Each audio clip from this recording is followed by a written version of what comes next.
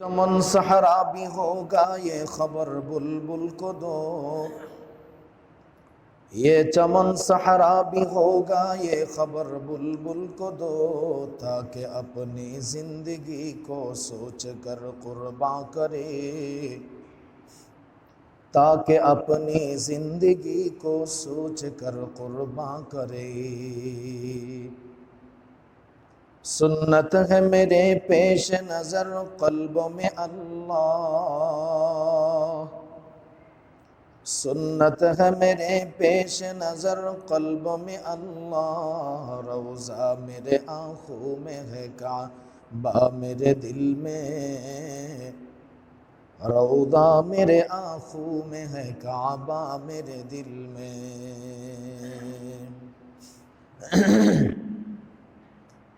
আলহামদুলিল্লাহ, আল্লাহ জাল্লা শানুহু এর দরবারে অসংখ্য অগণিত শুকরিয়া যে মহান আল্লাহ জাল্লা শানুহু এই প্রতিকূল আবহাওয়ার মধ্যেও আমাদের কিছু মানুষকে বাছাই করে পছন্দ করে তার ঘরে এসে দ্বীনি আলোচনায় শরীক হওয়ার তৌফিক দান করেছেন। এজন্য শুকরিয়া আদায় করি আলহামদুলিল্লাহ।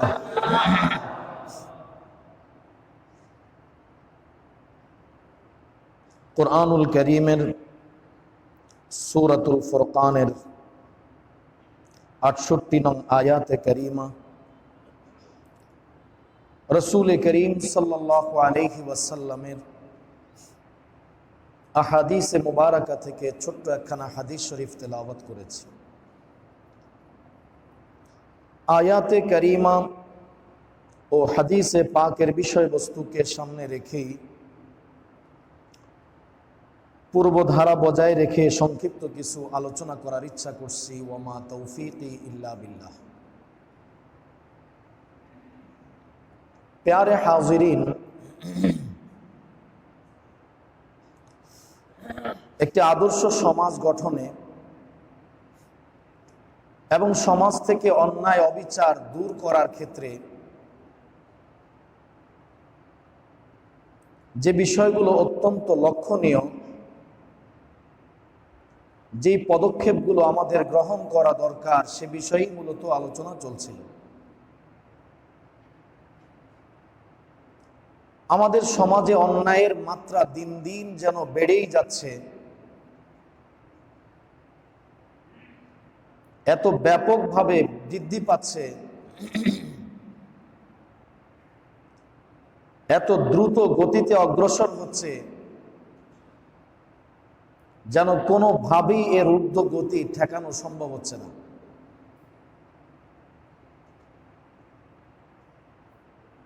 আসলে মানুষ এবং আমরা সকলে মিলে যত চেষ্টা এবং পন্থাই অবলম্বন করি না কেন, আল্লাহ জাল্লা শানুহু পৃথিবীর শৃঙ্খলা এবং শান্তি বিধানে যে নিয়ম পদ্ধতি বলেছেন, তার ব্যতিক্রম কোনো উপায় অবলম্বন করে আমরা কোনোদিন সফল হতে পারবো না।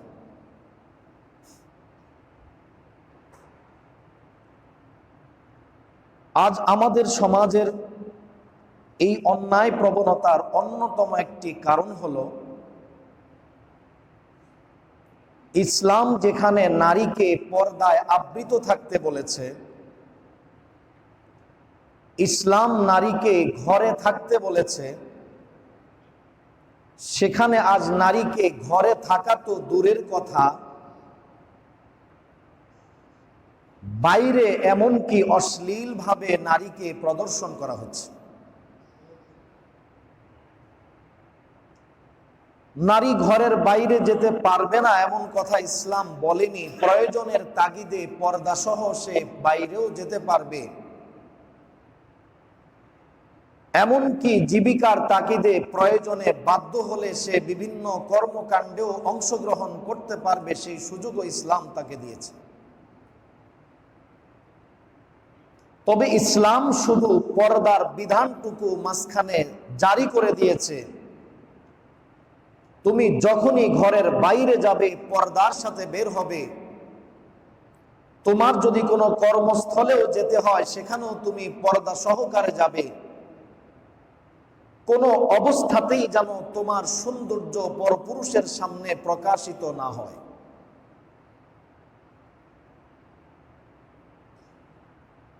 আজ আমরা এবং আমাদের নারী সমাজ এই কথা ধরে নিয়েছে, তারা যদি স্বাধীনভাবে কাজকাম করতে পারে তাহলেই মনে হয় তাদের শান্তি এবং নিরাপত্তা আসবে। জাগতিক কিছু অর্থ উপার্জনকেই তারা শান্তির আসবাব মনে করেছে। এমনকি বর্তমান জগৎ, বর্তমান গোটা বিশ্ব তাই মনে করে, অর্থ সম্পদকেই শান্তির উপকরণ বলে মনে করে। আমরা যদি পৃথিবীর বিভিন্ন উন্নত দেশের দিকে তাকাই, ইউরোপীয় বিভিন্ন অঞ্চলের দিকে তাকাই, আমরা দেখব তাদের অর্থনৈতিক অবস্থা বর্তমানে আমাদের চাইতে, এমনকি অনেক অনেক দেশের চাইতে অনেক ভালো। বেশ আগের এক জরিপে সুইডেনের কথা বলা হয়েছে। আমাদের দেশের যে বাৎসরিক বাজেট থাকে সেটা থাকে ঋণ নির্ভর। যেই পরিমাণ বাজেট পেশ করা হয় সরকারি তহবিলে ওই পরিমাণ অর্থ থাকে না, অথচ তাদের দেশের অর্থনৈতিক অবস্থা হলো এমন, আমরা ভাবতে থাকি বাজেট করার পরে এই বাজেট পূরণ কিভাবে হবে, এই অর্থ কোত্থেকে আসবে। আর তাদের কাছে এত ব্যাপক পরিমাণে অর্থ আছে, তারা ভাবে যে এই অর্থগুলো তারা কোথায় ব্যয় করবে, কোন খাতে এটাকে খরচ করবে। তো সেই জরিপে বলা হয়েছে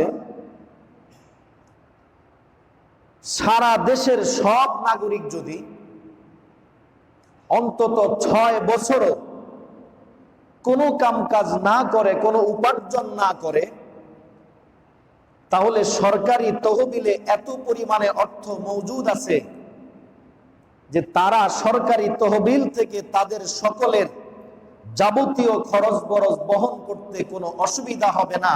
6 বছর পর্যন্ত তারা পুরা খরচ চালাতে পারে।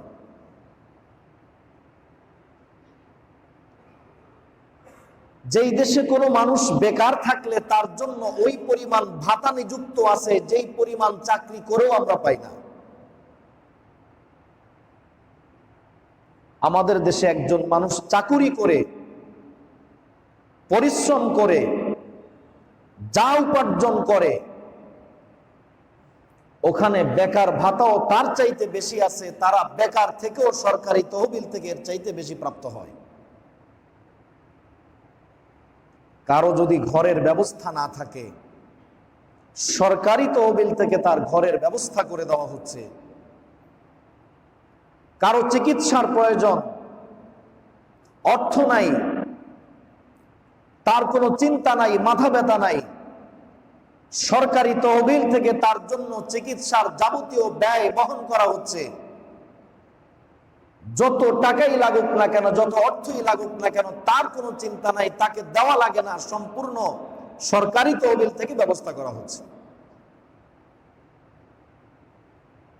তাহলে যার বেকার থাকলেও কোনো কিছুর অভাব হয় না, খাদ্যের অভাব হয় না, বস্ত্র এবং বাসস্থানের অভাব হয় না, কোনো কিছুর অভাব নাই, রাস্তাঘাট, যোগাযোগ ব্যবস্থা সবকিছুই উন্নত, অনেক উন্নত, পরিষ্কার পরিচ্ছন্ন, সবকিছু ঠিক আছে। বাকি রইল একটি জিনিস, মানুষের মনের খাহেশ বা চাহিদা পূরণের বিষয়। সেটাও যদি আমরা দেখি তাহলে সেখানেও তারা স্বাধীন, সেখানেও তাদের কোনো বাধা নেই।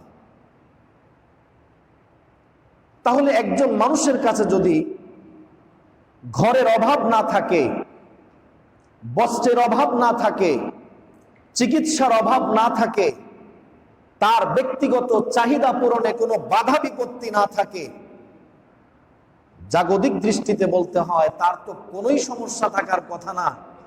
এই মানুষটা তো পৃথিবীর সবচাইতে সুখী মানুষ হওয়ার কথা, ওই দেশের নাগরিক তো পৃথিবীর সবচাইতে সুখী নাগরিক হওয়ার কথা। কিন্তু বাস্তবতা হলো সেখানে তাদের বিবাহ বিচ্ছেদের সংখ্যা অনেক বেশি, 70%-এরও বেশি। 100টা যদি বিবাহ হয় তো তার মধ্যে 70 ভাগের বেশি নারী পুরুষে বিচ্ছেদ হয়ে যাচ্ছে, তাদের দাম্পত্য সম্পর্ক ছেদ হয়ে যাচ্ছে, তারা আপোষে মিলেমিশে জীবন যাপন করতে পারছে না। শান্তি কোথায় তাহলে? কোনো বাধাই তো ছিল না, তাহলে কেন অশান্তি, কেন বিচ্ছেদ? আরেকটু অগ্রসর হয়ে যদি বলি তাহলে দেখা যায় আত্মহত্যা যদি পৃথিবীতে বেশি থাকে, আপনি জরিপ করে দেখুন ইউরোপ অঞ্চল পৃথিবীর সর্বশীর্ষে, যেখানে আত্মহত্যার পরিমাণ পৃথিবীর অন্যান্য অঞ্চল চাইতে বেশি, অথচ সম্পদের অধিকারী তারাই বেশি, তাদের চাহিদা পূরণে তারাই বেশি স্বাধীন। বাহ্যিক দৃষ্টিতে এমন কোনো অশান্তি তো তাদের হওয়ার কথা ছিল না, জীবনের প্রতি এত অতিষ্ঠ হওয়ার কথা ছিল না, কারণ জীবনের সব উপকরণগুলো তাদের হাতের নাগালে, চাইলেই পাওয়া যায়, না থাকলেও কোনো ঘাটতি তার থাকে না। যার সব চাহিদা পূরণ হয় তার আবার অভাব কিসের, তার এত কষ্ট কিসের, জীবনের প্রতি এত অতিষ্ঠ কেন সে হলো? আত্মহত্যার মতো কঠিন সিদ্ধান্ত সে কেন সে গ্রহণ করতে বাধ্য হলো? কেন সে ওই সিদ্ধান্ত গ্রহণ করলো?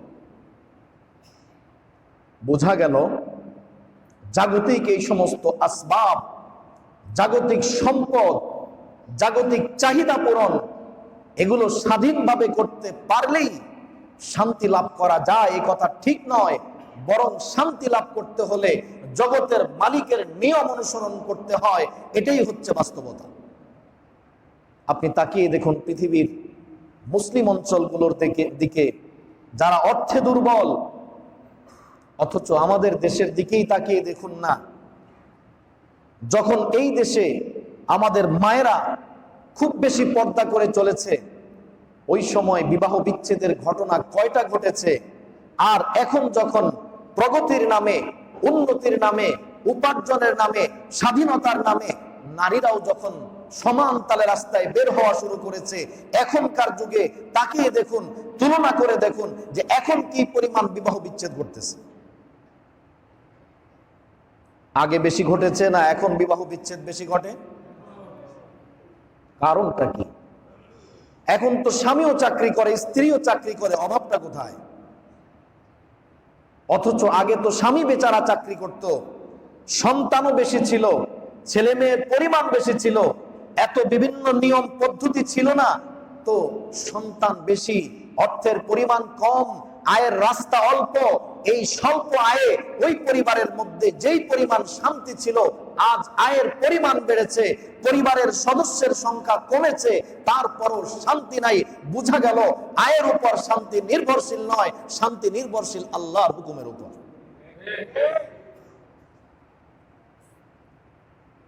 আল্লাহ রাব্বুল আলামিন নারীদেরকে পর্দায় থাকতে বলেছেন, তারা পর্দায় থাকবে। উপার্জন তাদের কাজ নয়, উপার্জনের শক্তি এবং ক্ষমতা আল্লাহ পাক পুরুষকে দিয়েছেন। আর রিজালু কাওয়ামুনা আলান নিসা, আল্লাহ পাক পুরুষদেরকে নারীদের কর্মবিধায়ক বানিয়ে দিলেন। পুরুষরা বাইরের সব কঠিন কাজগুলো আঞ্জাম দিবে, আর নারীরা ঘরটা গোছাবে, ঘরের সাধারণ টুকিটাকি কাজগুলো তারা করবে। নারী এবং একজন স্ত্রীকে ওই পরিবারের রানী সাব্যস্ত করা হয়েছে, মালিকা বা বাদশাহী সাব্যস্ত করা হয়েছে। একজন পুরুষ বাইরের সব কঠিন কঠিন কাজগুলো আঞ্জাম দিবে, আর সে ঘরের সব সহজ কাজগুলো আঞ্জাম দিবে। এখন তো আবার অনেকে মনে করে, বা কেউ মনে করে সে বুঝি হয়তো ঘরের কাজের লোক না, ইসলাম তাকে কাজের লোক হিসাবে দেয়নি, বরং এই ঘরের রানী হিসাবে তাকে মর্যাদাবান করেছে, মর্যাদা সম্পন্ন করেছে, তাকে সেই পরিমাণে ইজ্জতের আসন তাকে দান করেছে।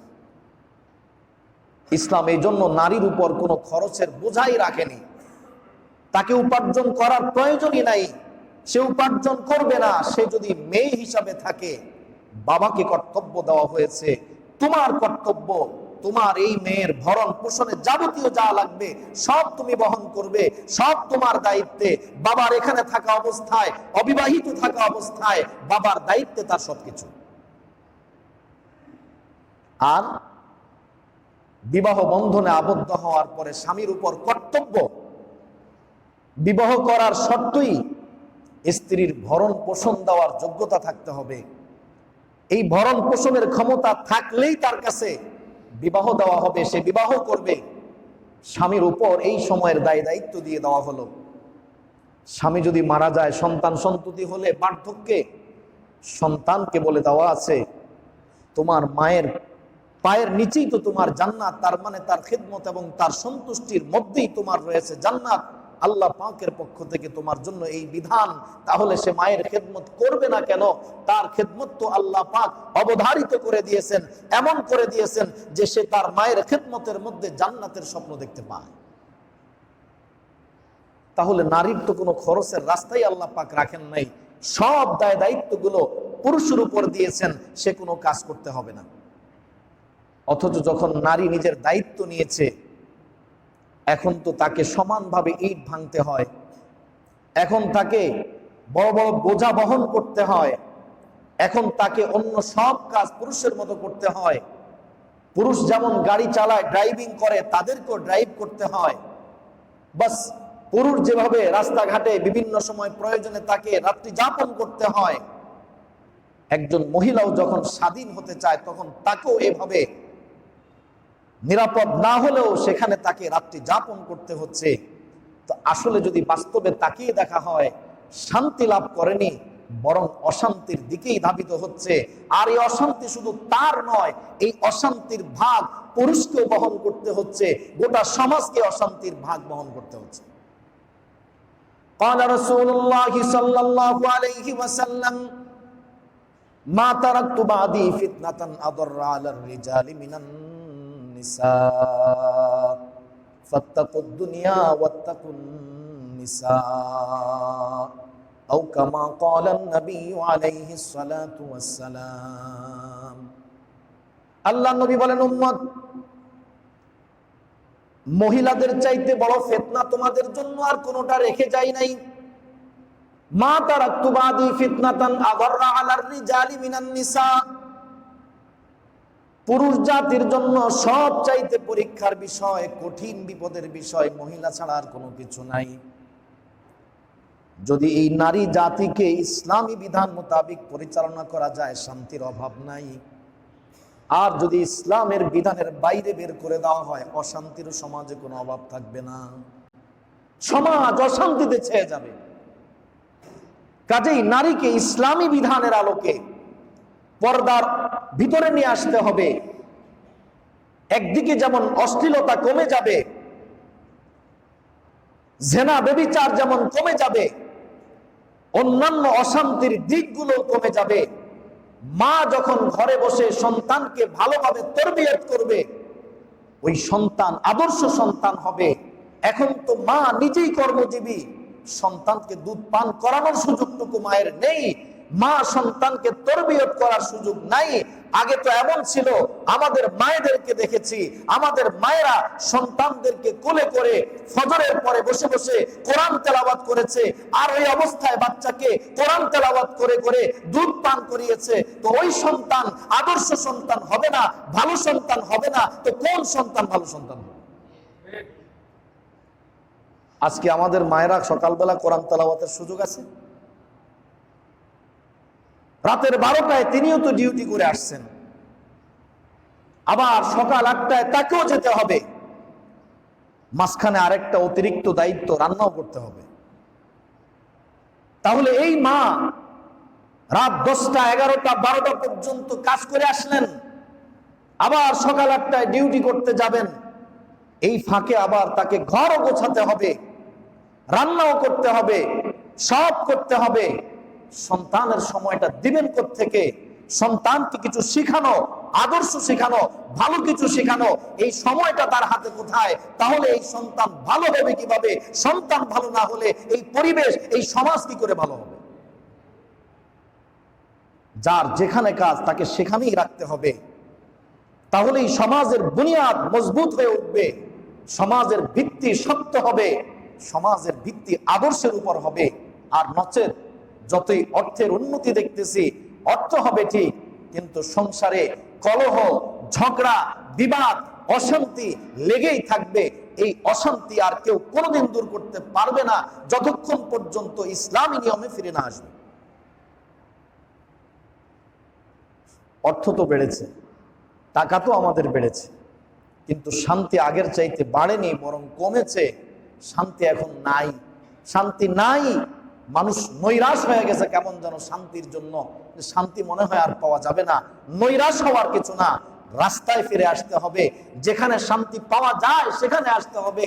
শান্তির পদ্ধতি যেটা সেটা অবলম্বন করতে হবে, তাহলে শান্তি পাওয়া যাবে।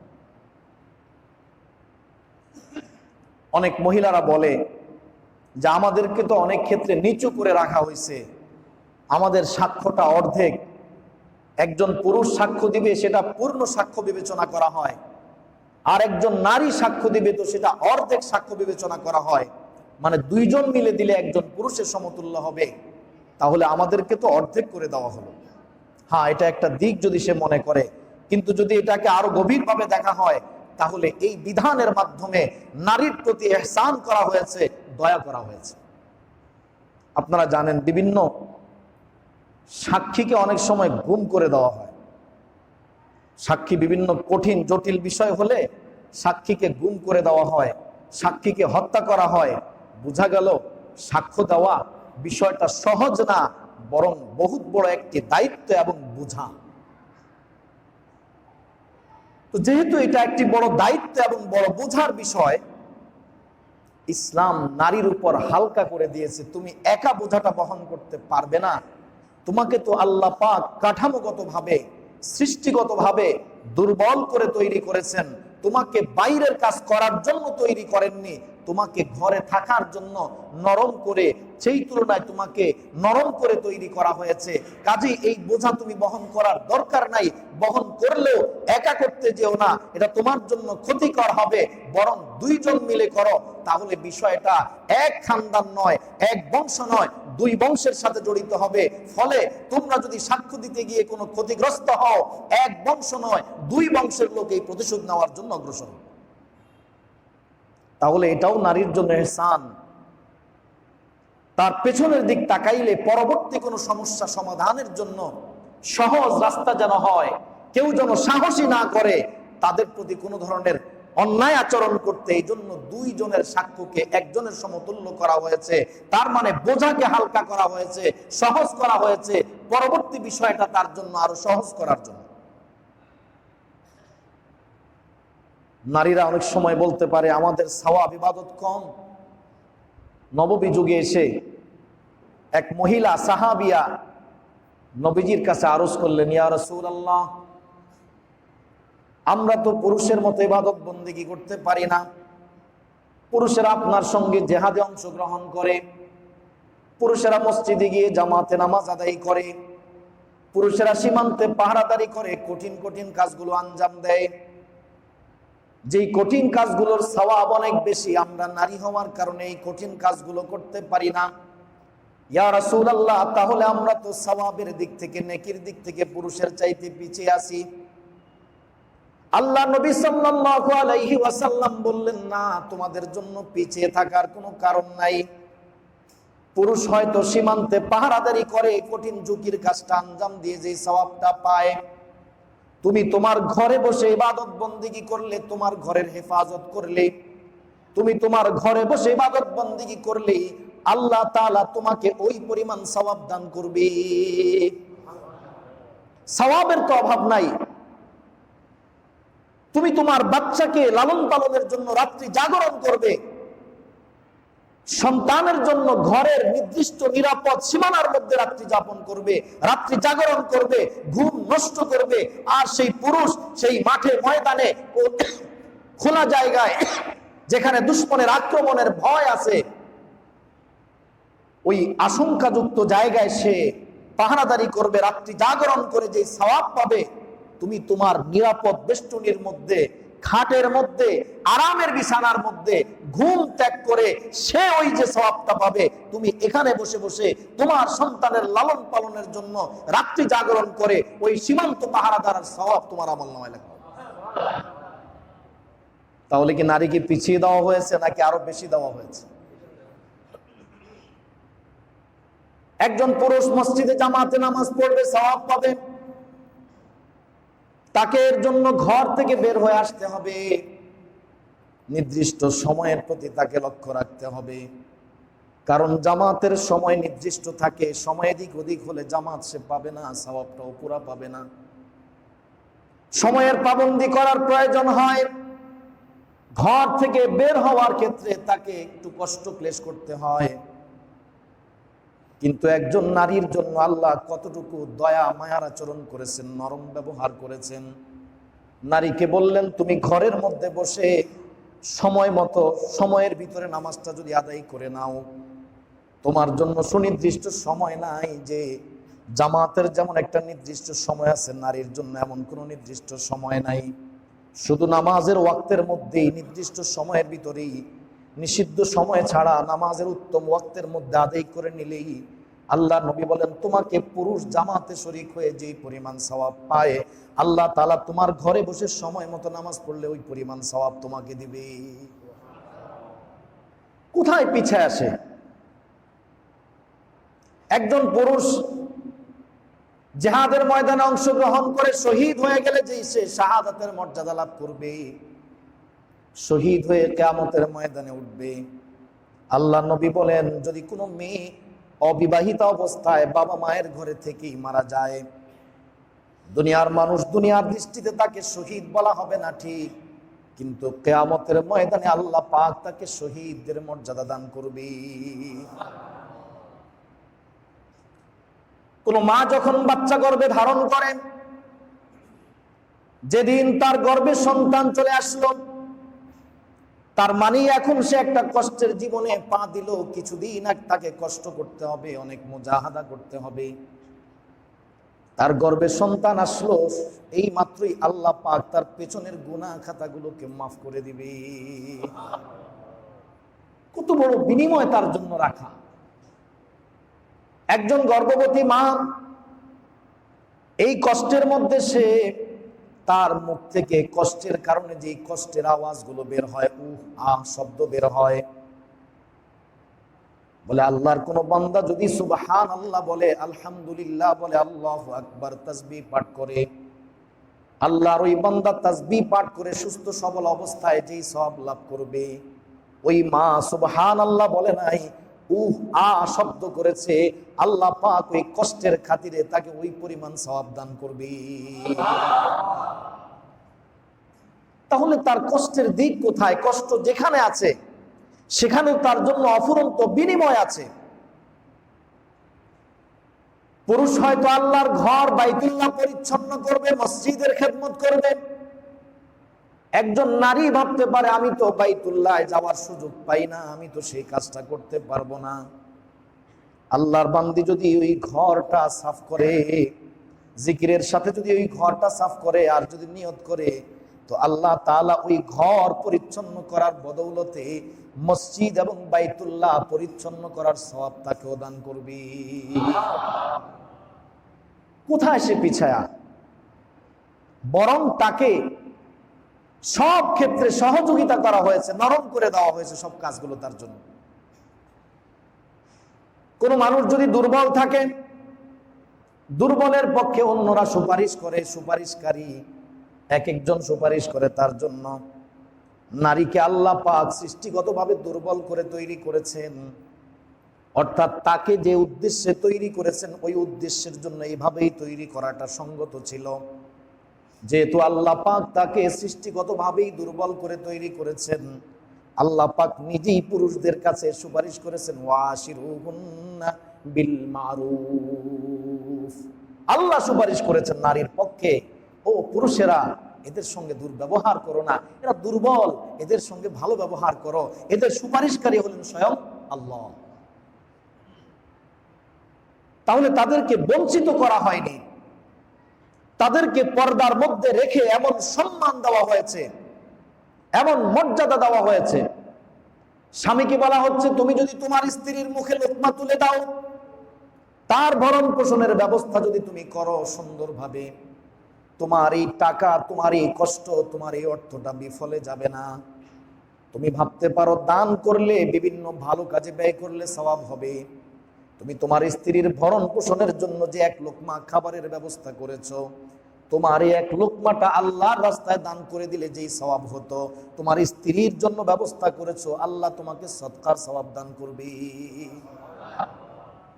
তার সহানুভূতির জন্য বলা হচ্ছে, তার সব ব্যবস্থা হয়ে যাচ্ছে। আচ্ছা বলুন তো, একজন মানুষের জন্য সম্মানের সাথে তার ঘরে খাবার পৌঁছে দেওয়া হোক, তার সামগ্রিক খেদমতের ব্যবস্থা করা হোক, এটা তার জন্য সম্মানের, নাকি সে নিজে কাজ করে খাবে এটা তার জন্য সম্মানের? কি বলেন? সম্মানিত ব্যক্তিকে তো আমরা কাজ করতে দেই না। উনি কাজ করতে গেলে আমরা বলি, না আপনি, না আপনি থাকেন, আমরা করি। আপনি বসে থাকুন, আপনি রান্না করবেন না, আপনি বসুন, আমরা আপনার জন্য খাবারের ব্যবস্থা করতেছি। আল্লাহ রাব্বুল আলামিন তাদেরকে ওই সম্মানের সাথে খাবারের ব্যবস্থা করতেছেন। তার জামা কাপড়ের জন্য তার ফিকির করতে হবে না, তার ঘরের জন্য তার ফিকির করতে হবে না, এমনকি তার সন্তানের লালন পালনের জন্য আসবাব উপকরণ তার ফিকির করা লাগবে না। এই সব চিন্তাগুলো পুরুষের দায়িত্বে আল্লাহ দিয়ে দিয়েছেন। এরপরও আল্লাহ পাক তাদের জন্য ইসলামে মিরাসের ব্যবস্থাও করে দিয়েছেন। এখানেও অনেকের আপত্তি যে পুরুষের জন্য দ্বিগুণ আর মহিলার জন্য অর্ধেক, মহিলাকে বঞ্চিত করা হয়েছে। আসলে বঞ্চিত করা হয়েছে না, যা দেওয়া হয়েছে বোনাস দেওয়া হয়েছে। তার তো খরচই নাই।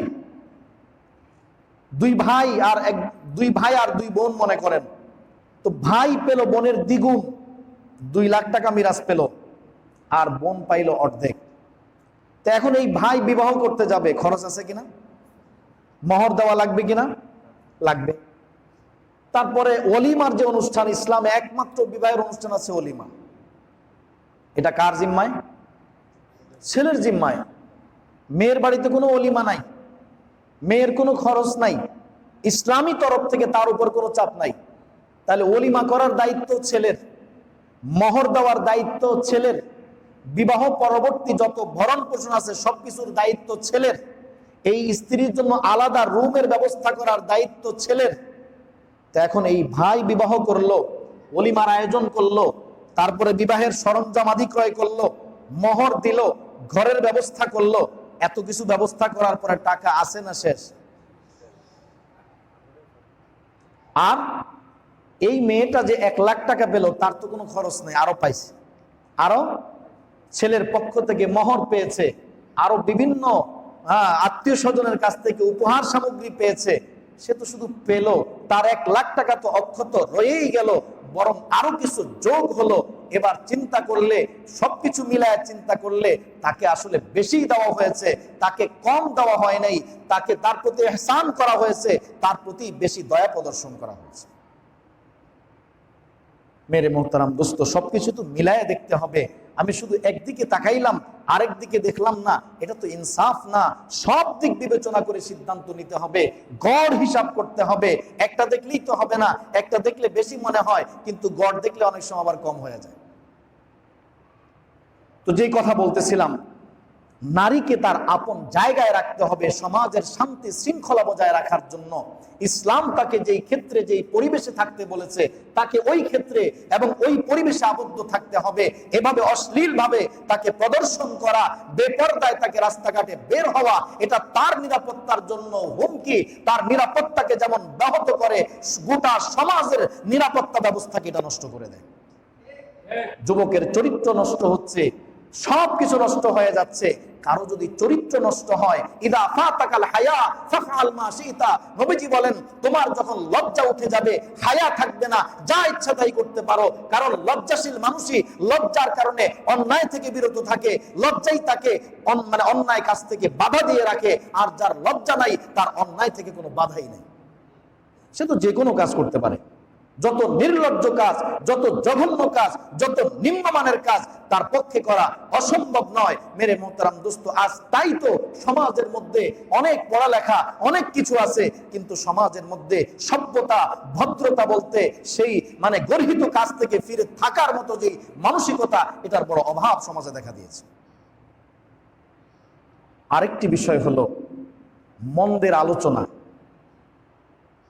মন্দকে সমাজে উপস্থাপন করা, হোক সেটা মন্দ আকারেই, এটাকে এত বেশি ব্যাপক প্রচার না করা। কোথাও একটা অন্যায় সংগঠিত হয়েছে, হ্যাঁ, এটার প্রতিবাদ করা চাই, এটা দূর করার জন্য বাস্তবমুখী পদক্ষেপ নেওয়া চাই, তবে সেই অন্যায়ের ভিডিও ফুটেজটা বারবার দেখানো, ভাইরাল করে দেওয়া, ব্যাপকভাবে প্রচার করে দেওয়া, এটা অন্যায়কে আরো উৎসাহিত করার শামিল। তাহলে আরেকজন যখন দেখবে, শয়তান তাকে ওয়াসওয়াসা দিবে যে এইভাবেই তো অন্যায়টা করতে হয়।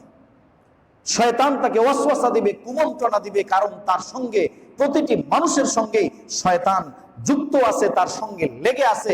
নবীজি তো বলেন, ফাইন্নাশ শাইতানা ইয়াজরি ফি আহাদিকুম মাজরাদ দাম, শয়তান তো তোমাদের রগ রেশার মধ্যে রক্তের প্রবাহের সঙ্গে প্রবাহিত হয়, সে এভাবে তোমাদের ভিতরে বিরাজ করে, চলাফেরা করে, এতটাই কাবু আর নিয়ন্ত্রণ তার রয়েছে তোমাদের উপরে।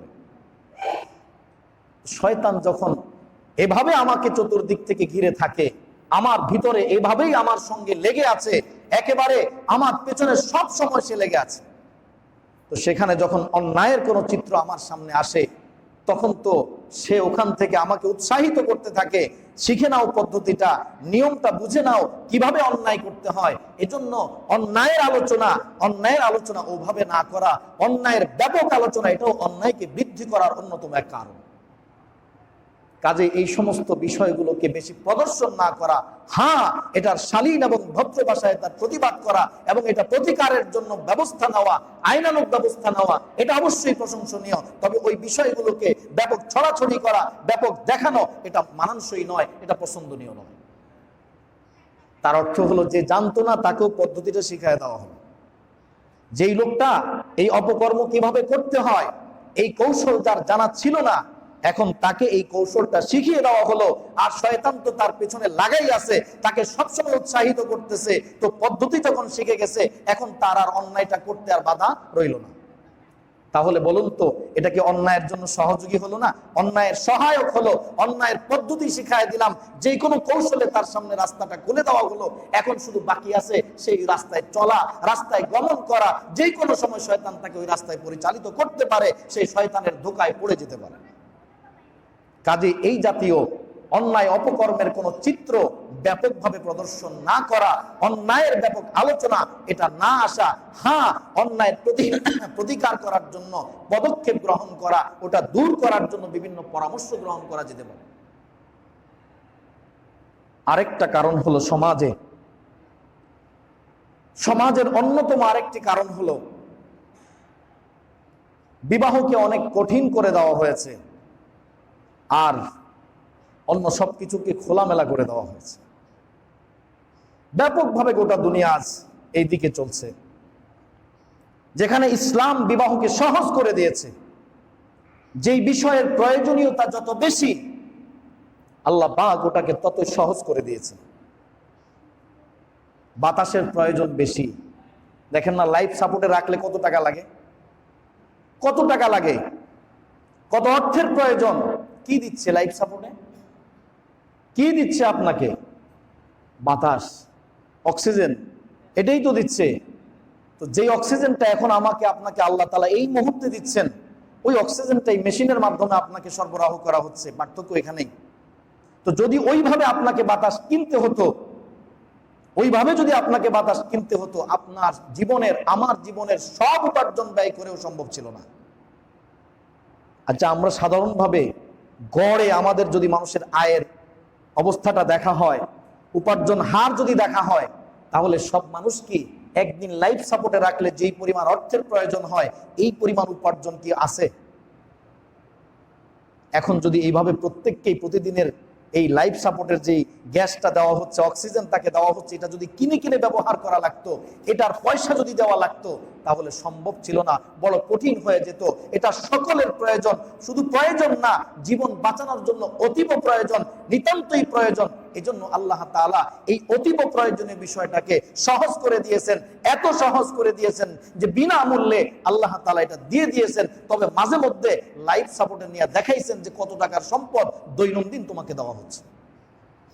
তোমার সরকার আল্লাহ তোমার জন্য কত ঘাটতি দিচ্ছে, হ্যাঁ, কি পরিমাণ তোমার পেছনে ব্যয় করতেছে। দেখো একজন লাইফ সাপোর্টে একদিন থাকলে কত টাকা তাকে ব্যয় করতে হচ্ছে শুধু এই অক্সিজেন নেওয়ার জন্য। তো আমি আল্লাহ যে তোমাকে দৈনন্দিন দিয়ে যাচ্ছি, কি পরিমাণ টাকা তোমার পিছনে শুধু এই এক খাতে ব্যয় করতেছি, তুমি এটা চিন্তা করে দেখো। এটা আল্লাহ পাক বুঝাবার জন্য মাঝে মধ্যে এগুলো আমাদের সামনে পেশ করে দিচ্ছেন, যেন আমরা বুঝতে পারি যে আসলে আল্লাহ তাআলা আমাদের জন্য কতটা সহযোগিতা করতেছেন, আমাদেরকে কিভাবে তিনি বাঁচায় রাখছেন, তার কুদরতের অধীনে আমরা কতটাই আছি, এটা আল্লাহ বুঝানোর জন্য মাঝে মধ্যে এগুলো আমাদের সামনে পেশ করে দিচ্ছেন। সেই জন্য বলতেছিলাম, যেটা যত বেশি প্রয়োজন সেটাকে সহজ করতে হবে। ইসলামের পক্ষ থেকে সহজ করে দেওয়া হয়েছে। কেমন সহজ? শর্ত আছে, তবে শর্ত সহজ শর্ত। ইসলাম সহজ করে দিয়েছে। মহরের পরিমাণ, আজ তো মহরের এক বিশাল ছড়াছড়ি, মহর বিশাল অঙ্কে হতে হবে, এটা মানুষ আবশ্যক মনে করে নিয়েছে। মানুষ মনে করে, নিয়তি করে যখন মহর ধরে, যদি পরে কোনো কিছু হয়। আচ্ছা, নিয়তটা কি ভালো হলো? বলুন তো, এই নিয়তটা কি ভালো? নিয়ত করতে যদি পরে কোনো কিছু হয়, সেই জন্য মহর একটু বেশি করে ধরলাম, তাহলে একটা বেশি অঙ্কের টাকা আদায় করা যাবে। তাহলে বিসমিল্লাতেই মাত্র আজকে বিবাহের অনুষ্ঠান, বিবাহের আলোচনা, তখনই মহরের পরিমাণটা চড়া, তার মানে নিয়ত খারাপ, নিয়তটা ভালো না, উদ্দেশ্য ভালো না। ওই যে আগে অনেক সময় বলছিলাম, ছেলেকে বিবাহ করে আনছে, তো পুত্রবধূ কথা বলে না, খুব চিন্তিত, ভার ভার। তো শাশুড়ি দেখলো যে ব্যাপারটা কি, এই মেয়েটা কথা বলে না আমাদের সাথে, স্বাভাবিক হচ্ছে না, কারণটা কি? জিজ্ঞেস করলেন, মা তোমার কি অসুবিধা? তোমার কি আমাদের এই পরিবেশটা বা আমাদের বাড়ির এই লোকজন কি ভালো লাগে না, না কি অসুবিধা তোমার, না কোনো সমস্যা? তুমি কেন এভাবে গম্ভীর হয়ে থাকো? তো পুত্রবধূ জবাব দিচ্ছে, আম্মা আমি তো একটা চিন্তার মধ্যে আছি। বলে, কি চিন্তা আবার তোমার? মাত্র তোমার বিয়ে হলো, এখন এত চিন্তা তোমার কোথা থেকে আসলো? বলে, চিন্তা তো হলো এটা, যদি আপনার ছেলের কোনো কিছু হয়ে যায় তখন আমার কি অবস্থা? বুঝতে পারছেন তো? যদি তার ছেলের কোনো কিছু হয়ে যায় তাহলে তার কি হবে, এটা নিয়ে সে চিন্তিত। শাশুড়ি বলে, মা তোমার আর কথা বলার দরকার নেই, তুমি চুপ থাকো, এটাই ভালো। যা বলছো এমন কথা বলার চেয়ে চুপ থাকাটাই কি ছিল ভালো ছিল, যা শুনাইছো এরকম না শুনানোই কি ছিল ভালো ছিল। মেরে মোহতারাম দোস্ত, যে উদ্দেশ্যে আজকে মহরকে বেশি ধরার চিন্তা করতেছি, উদ্দেশ্যটাই খারাপ। যদি পরে কোনো কিছু হয়, তো যদি পরে কোনো কিছু হয়, তো সেটা তো ওই যে একটা কথায় বলে না, যা কিছু রটে কিছু না কিছু বটে। তো যেহেতু আমি নিয়ত ওইভাবেই করতেছি, নিশ্চয়ই কোনো সমস্যা আছে, নিশ্চয়ই কোনো সমস্যা আছে। আমার দিলেই আমি সমস্যা তৈরি করতেছি। ছেলে পক্ষ এই সমস্যা মাথায় নিয়ে অগ্রসর হচ্ছে, মেয়ে পক্ষ এই সমস্যা মাথায় নিয়ে অগ্রসর হচ্ছে। যেহেতু উভয়ের মাথার মধ্যে সমস্যাই শুধু ঘুরপাক খাচ্ছে, তাহলে সমস্যা দেখা দিবে না কেন? শুধু প্রকাশিত হওয়ার দেরি, এই জন্যই খুব বেশি একটা স্থায়ী হয় না, এটা শান্তির কারণ হয় না, অশান্তির একটা কারণ হয়ে দাঁড়াচ্ছে। অথচ ইসলাম সর্বনিম্ন মহর যা ধরেছে, শুনলে অবাক হবেন, মাত্র 10 দিরহাম। মাত্র কত? সর্বনিম্ন মহর, মানে এর নিচে আর হবে না। 10 দিরহাম। 10 দিরহাম মানে রূপার হিসাবে 2 ভরি 10 আনা রূপা। 2 ভরি রূপার দাম কত? 3 ভরি ধরলাম আর কি, 2 ভরি 10 আনা। 1 ভরি রূপার দাম বর্তমানে কত? 700-800 টাকা ধরলাম, 1000 টাকা বেশি ধরলাম আমি। তাতে 3 ভরি যদি ধরা হয় বৃদ্ধি করে বাড়িয়ে, আর মূল্য যদি 700-800 না ধরে 1000 বৃদ্ধি করে ধরা হয়, তাহলে সর্বোচ্চ মহরের পরিমাণ হলো কত? আচ্ছা, মহর যদি 3000 হতো, তাহলে কোনো ছেলে কি আর মহরের কারণে বিবাহ বিলম্ব করার প্রয়োজন ছিল? আরেকটা বিধান, তবে মহরের ক্ষেত্রে এটা বলা হয়েছে, 2টা দিক লক্ষ্য করতে হবে। মেয়ের সম্মান এটার উপর নির্ভরশীল। এজন্য মহরটা এত নিচু না করা যে সে অপমানিত হয়, সে ছোট হয়, লজ্জিত হয়, এটাও না করা। আবার এত বেশি চড়াও না করা যে ছেলের পক্ষে আদায় করা অসম্ভব হয়। ছেলের সামর্থ্য, মেয়ের সম্মান, উভয়ের সাথে দৃষ্টি রেখে, উভয়ের প্রতি লক্ষ্য রেখে আমাকে মহরটা নির্ধারণ করতে হবে। এটাকে শরীয়তের দৃষ্টিতে মহরে মিছিল বা ন্যায্য মহর হিসেবে গণ্য করা হয়েছে। এই ধরনের মহর আমাকে ধার্য করা লাগবে। আচ্ছা, যদি এটা বিবেচনা করে ছেলের সামর্থ্য, মেয়ের সম্মান, উভয়টা বিবেচনা করে যদি করা হয়, তাহলে তো বোঝা হওয়ার কথা না। ছেলের সামর্থ্য যদি লক্ষ্য করা হয়, মেয়ের সম্মান যদি লক্ষ্য করা হয়, তাহলে কারো উপরই বিষয়টা বোঝা হবে না, বিবাহের জন্য এটা অন্তরায় হবে না। কিন্তু আজ তো এটা অন্তরায় হয়ে দাঁড়িয়েছে। আরো বড় বাধা হলো, বিবাহ মানে বিশাল একটা আয়োজন। বিবাহ মানে বিশাল একটা আয়োজন। কয়েক টন মুরগি, কি বলেন, কয়েক টন মুরগি লাগবে, তারপরে এত গরুর গোশত লাগবে, হ্যাঁ, তো ইত্যাদি ইত্যাদি। এটা বিভিন্ন রকমের আয়োজন, বিশাল বড় একটা আয়োজন, বড় ধরনের একটা খরচ। অথচ ইসলাম বলে দিয়েছে আউলি মোয়ালাউ বিশাত, দাওয়াত না দিলে তো অবস্থা খারাপ, কি বলেন। আর যদি ভগ্নিপতিদেরকে দাওয়াত না দেওয়া হয়, তাহলে পরের দিন তো বোনকেই বাড়িতে পাঠিয়ে দিবে। এরকম না দাওয়াতের বিষয়টা? দাওয়াত দিতেই হবে, সবাইকে বলতেই হবে। অথচ ইসলাম কি বলেছে? সাইয়্যিদুনা হযরত আবু হুরায়রা রাদিয়াল্লাহু তাআলা আনহু, নবীজির এত ঘনিষ্ঠ সাহাবী, উনি বিবাহ করে আসছেন, নবীজি জানেনই না। ওনার হাতের মধ্যে ওনার স্ত্রী হয়তো কোনো রং জাতীয় কোনো সাজসজ্জা ব্যবহার করেছে, লেগে গেছে। নবীজি বললেন, কি ব্যাপার, তোমার গায়ে যে রং দেখা যাচ্ছে এটা কোত্থেকে? বলে, ইয়া রাসূলুল্লাহ, আমি তো বিবাহ করেছি। ও আচ্ছা, তাহলে ঠিক আছে, বারাকাল্লাহু লাকা আউলি মোলাউ বিশাত। নবীজি অসন্তুষ্ট হন নাই, বলেন নাই, হে মিয়া, তুমি আমার এত ঘনিষ্ঠ লোক, তুমি আমার বললাও না, দাওয়াতও দিল না, কেমন একটা অমানবিক কাজ করলা, আমার এখানে আর আসবে না, তোমার সঙ্গে কোনো কথা নাই। এমন কিছু তো নবীজি বললেন না। নবীজি কি বললেন? বারাকাল্লাহু লাক, আল্লাহ তোমার এই বিবাহের মধ্যে বরকত দান করুক, তোমার দাম্পত্য জীবনে বরকত দান করুক। নবীজি বরকতের দোয়া করে দিলেন, আর বললেন আউলি মোয়ালাউ বিশাত, একটা বকরি দিয়ে হলো, পারলে তুমি অলিমা করে দাও, যদি পারো, যদি পারো অলিমা করে দাও, না পারলেও কোনো কিছু না, অলিমা করতে হবে, খাওয়াতে হবে, এটা মুস্তাহাব। ইসলামের দৃষ্টিতে অলিমা করার বিধান কি ফরজ? না, মুস্তাহাব, মানে উত্তম। সে সামর্থ্য থাকলে, তৌফিকে থাকলে খাওয়াবে, না পারলে কিছু খেজুর ছিটিয়ে দিবে, অসুবিধার কি আছে? খেজুরের দাম তো আর খুব বেশি না, কি বলেন? তো অল্প স্বল্প খরচের মধ্যে যদি 1000 টাকার খেজুরও কিনে, আর মহর যদি 3000 হয়, তাহলে কত টাকা হলো ভাই? 4000 টাকা। আর কিছু সাজসজ্জা যদি কিনে, তো 1010 টাকার মধ্যেই তো বর্তমান যুগ হিসাবে বিবাহ সম্ভব। ইসলাম তো সহজ করে দিয়েছে, সর্বস্তরে একেবারে নিম্ন আয়ের মানুষের জন্য বিবাহটাকে সহজ করা হয়েছে, যেন বিবাহ থেকে সে বিরত থাকার কারণে, বিবাহ করতে না পারার কারণে অন্যায় জড়িত হতে না পারে, অন্যায় জড়িত হওয়ার কোনো রাস্তা না খুলে যায়। ইসলাম সহজ করে দিয়েছে।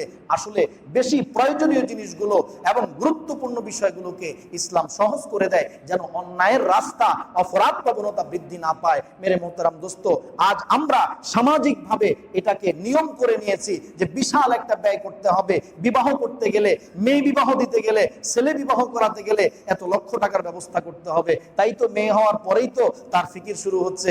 এখনো মেয়ে উপযুক্তই হয় নাই, আরে বাঁচবে কিনা না মরবে, সে বিবাহের উপযুক্ত হওয়া পর্যন্ত বসবে কিনা তারও কোনো নিশ্চয়তা নাই। মেয়ের বাবার মাথা ব্যথা শুরু হয়ে গেছে, এখন থেকেই তাকে টাকা আর অর্থ যোগান করা শুরু হয়ে গেছে।